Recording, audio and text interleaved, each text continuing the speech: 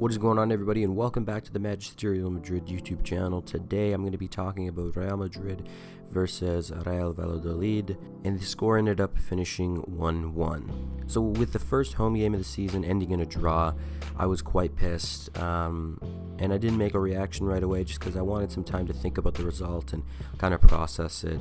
And of course I'm still getting over my sickness, but I'll be good in a couple days. So starting off with the lineup, we actually had Benzema, Bale, and then Isco as kind of our front three, with James being pretty much our attacking midfielder and Cruz and Casemiro working a double pivot, with Ramos and Varane being the center back duo, as well as Marcelo and Carvajal on the wing backs, and of course Courtois in goal. Overall, I really thought that the lineup was solid. I was super happy to see James. I was surprised by it, but I was so hyped by it because I just knew he was going to come out swinging, and boy did he. James Rodriguez was really, really good in that game, and I really hope we get to see more of him, especially start. So first off, the goal. The goal that came from Benzema, that was a brilliant solo goal. I don't know how he scored on that angle, but it was just a game where nothing really seemed to click. Now in the first half, it was really good overall because we were actually creating chances. You know, we were shooting a lot and everybody looked sharp and up for it, and everybody was looking really nice, and our first half was great. But in the second half, Zidane had ended up changing formation, and you know, after we took off Isco and James, everything kind of just fell apart from there. So once we changed our formation, for whatever reason Zidane decided to, once we changed that and we brought out James and Isco, who were basically controlling the game for us, it pretty much just went downhill. I thought that Cruz played amazing. I thought that Ramos showed one of his best performances in a long time. The fact that our greatest defender of all time had to put in a nearly perfect performance for us to concede not even more than 2 is ridiculous. That just shows that our defensive structure is so bad right now. But on the positive notes, I thought our attack looked really good. I think our finishing was where we pretty much just lost the game, because if we were able to finish even just a couple of our chances, we would have blown Valladolid out of the water, and we definitely should have. I was really happy with James Rodriguez, I was happy with Ramos, and I was also happy with Cruz. Other than that, I thought everyone else was either okay or not good enough. I really liked the spark that Luka Jovic brought off the bench, and of course he hit the crossbar right away, which everybody got so pissed about because everybody wants Luka to succeed and to score, and we actually got to see Benzema and Luka play together, which was really cool. As for James Rodriguez coming off early, apparently he had some form of a knock, or he was feeling a little discomfort. I think that was because he didn't have any preseason, but people shouldn't really worry about that, at least at the moment, because his medical report isn't known. So we actually finished with 66.2% possession, and they had 33.8%, and we had 22 shots to their 9.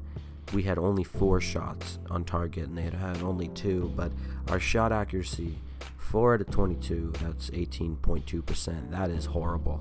That needs to improve. And of course, we did hit the crossbar with Luka Jovic's header, which is just painful. Shots inside the box we had 12, and shots outside the box we had 10. And other than that, it was just basically a game of us not scoring. And at the end of the day, Valladolid had enough energy to score late, with Pep Guardiola's son, Sergi Guardiola, actually scoring in the 88th minute. It's just not what you want to see this early. I'm really mad about the results. And Barcelona won today as well. They destroyed Real Betis, but La Liga league table is still looking okay for us, because currently we're in 3rd with Atletico Madrid in 2nd and Sevilla in 1st, which is kind of ironic that Sevilla is in 1st. You know, Lopetegui, of course, coaching them.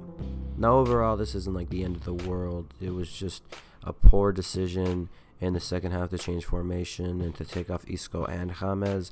I mean, I understand James, but taking off Isco, although I wasn't a big fan of his performance and I didn't even think he played that well, I just think that you kind of had to keep him in, because other than him and James, we don't really have that midfielder who can kind of control the game, at least until Hazard comes back. And that's something that people keep forgetting, is that we don't have Hazard at the moment. And once we do have Hazard, and hopefully James is starting over Isco, at least that's just what I would rather have, I think that our team is going to be looking fresh and looking like a whole new team, really. That's the impact that I think Hazard will have on us. I mean, there isn't really that much to take away from the game besides the fact that we have to finish more.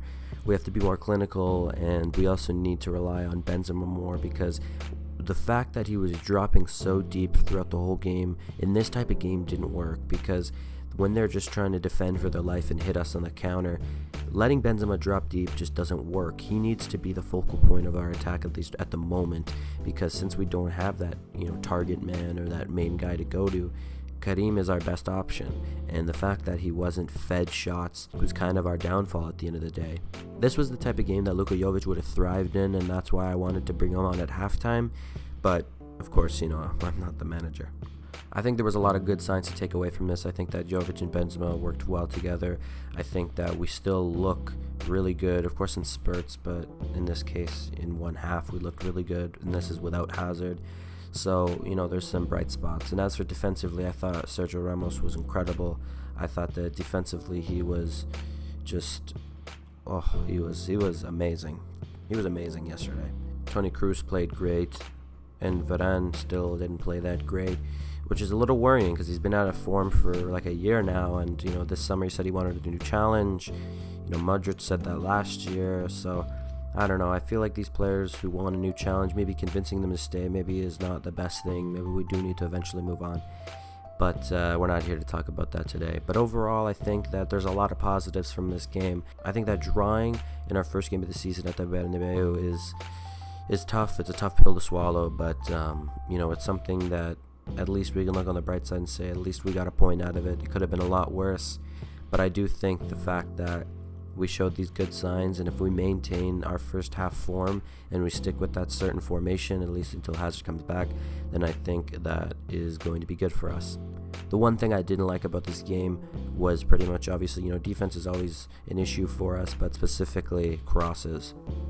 We crossed, I think it was like 32 times. It was ridiculous. We crossed way too much, and we're still playing as if we have Cristiano in the team, but we don't. So I'd rather us play how we played in the first half, where the ball was swinging a lot more, and I just really enjoyed that play style a lot more, especially with James Rodriguez having a beautiful first half. We pretty much just have to swallow the pill and move on to the next game. And for the rest of the week, it's going to be a lot of rumors with Neymar, and we kind of have to put up with that. I mean, at the moment, it looks like he's going to stay at PSG, but, who really knows in football today? Now, Cavani and Mbappe are both injured, hopefully not for a long time. I wish them the fastest of recoveries, and hopefully it's not that bad, because, I don't know if they'll end up selling Neymar if both of them are injured for a long period of time, but even then, Neymar seems like he's going to force a move regardless, and he may even sit out, who really knows. But at the end of the day, we just kind of have to see what happens. But yeah, that's pretty much it. If you guys did enjoy today's video, don't forget to leave a like, comment down below on what you thought of the game, and also subscribe to the channel if you are new. This has been Magisterial Madrid, and I will catch you guys in the next video. Hala Madrid.